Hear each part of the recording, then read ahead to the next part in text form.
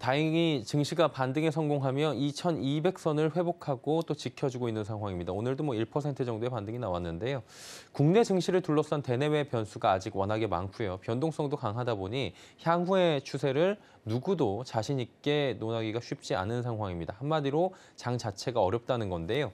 ISS의 이지환 대표 연결해서 시장 점검하도록 하겠습니다. 나와 계십니까? 예, 안녕하세요. 예, 이재현입니다. 안녕하십니까. 오늘도 좋은 말씀 좀 부탁드리도록 하겠습니다.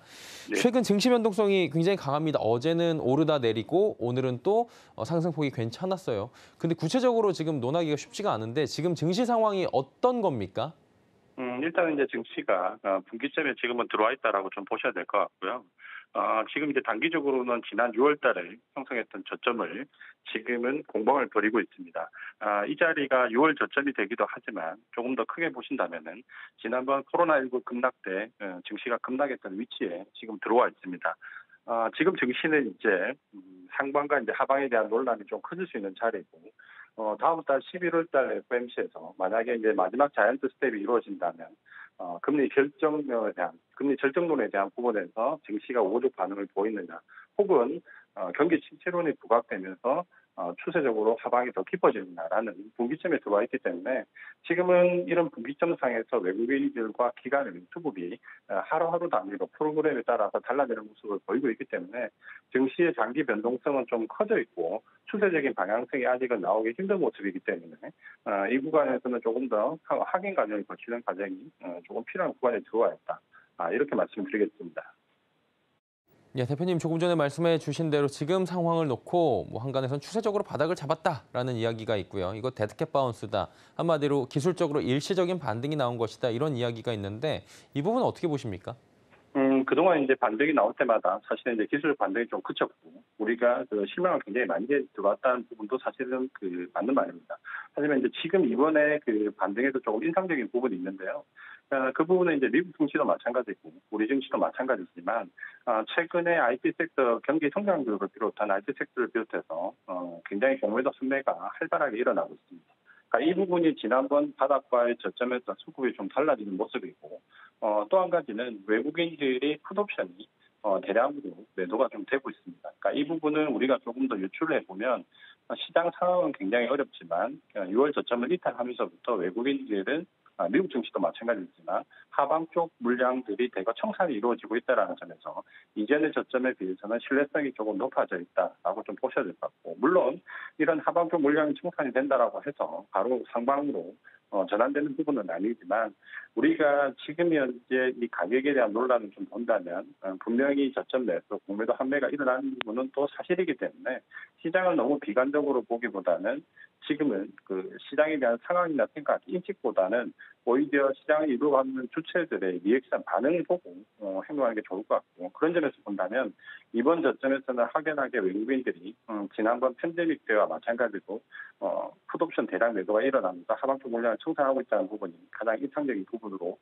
생각을 좀 하셔야 될 것 같고, 어제 이제 보시면은 우리 증시와 미국 증시가 서로 엇박자가 나고 있는데 대부분 이제 프로그램 매도 물량, 외국인들의 선물에 의해서 움직이는데, 이 외국인들의 선물의 움직임은 대부분 이전에 공매도 물량과 연계되어 있는 해지 물량이기 때문에 오히려 외국인들의 선물 매도 압박을 받아서 프로그램 물량이 출회되면 외국인들의 공매도 환매가 일어난다는 점에서 오히려 긍정적인 효과를 좀 볼 수 있습니다. 그렇게 본다면 단기적인 변동성은 커가지만 오히려 저점에 대한 가능성도 역시 같이 커지기 때문에 지금은 너무 비관적이기보다는 조금 시장 상황 주체를 보면서 외국인들의 수급에 따라서 시장 상황을 좀 현실적으로 판단하는 부분이 필요하다. 이렇게 말씀을 드리겠습니다. 예, 결국에는 미국 경제 지표나 경기 상황에 따라서 글로벌 긴축 행보가 결정이 되고 이에 따라서 지수가 지금 움직이잖아요. 그러다 보니까 향후에 봐야 될 경제 지표 일정들이 있을 것 같습니다. 앞으로 꼭 짚어봐야 될 지표, 변곡점이 될 만한 것들은 어떤 것들이 있을까요? 지금 이제 가장 당면하게 우리가 주의해야 될 부분은 10월 13일 CPI 발표가 있습니다.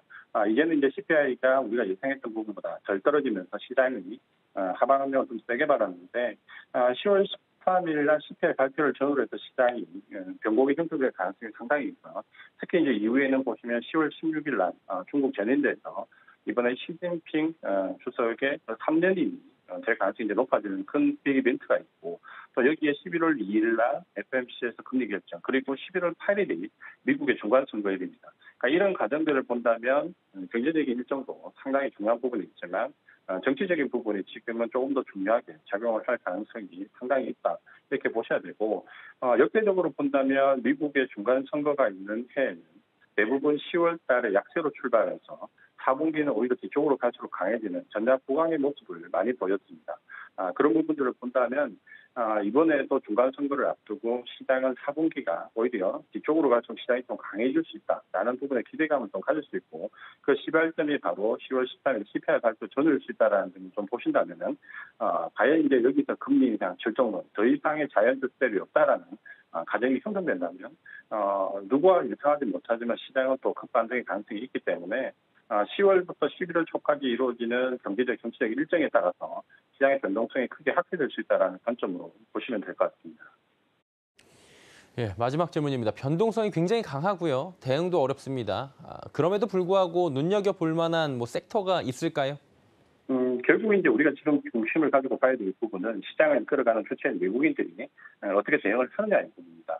지금 최근에 2, 3일 동안 글로벌 증시가 반등이 나오는 부분은 대부분 그 일치되는 섹터가 있는데 IT 섹터입니다. IT 섹터에서 반도체나 2차 전지를 비롯해서 외국인들의 환매가 굉장히 강하게 나오고 있는데 이거는 미국 증시도 마찬가지입니다.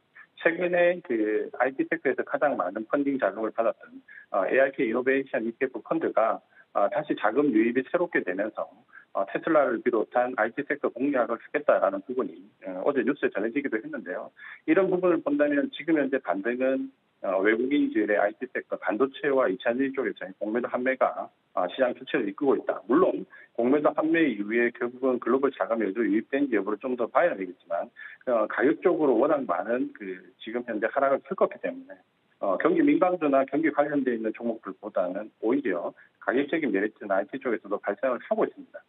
최근에 외국인들의 이 부분을 주목하는 걸 본다면 우리도 가격적인 메리트가 좀 많이 나오고 있는 반도체와 2차 전지를 좀 위주로 볼 필요가 있고 특히 반도체는 이번 4분기와 내년 1분기 20% 가까운 판가 하락을 예상을 하고 있는데 지난번 그 반도체 하락 사이클이었던 2018년도를 비교를 해보면 판가가 가장 저점일 때 오히려 주가가 바닥을 치고 상승을 했었습니다. 그런 부분을 본다면 이번 4분기부터는 IT 섹터에도 관심을 좀 가지고 볼 필요가 있다. 이렇게 말씀드리겠습니다. 예, 오늘 말씀 여기까지 듣도록 하겠습니다. ISS의 이지환 대표와 함께했습니다. 고맙습니다. 네, 고맙습니다.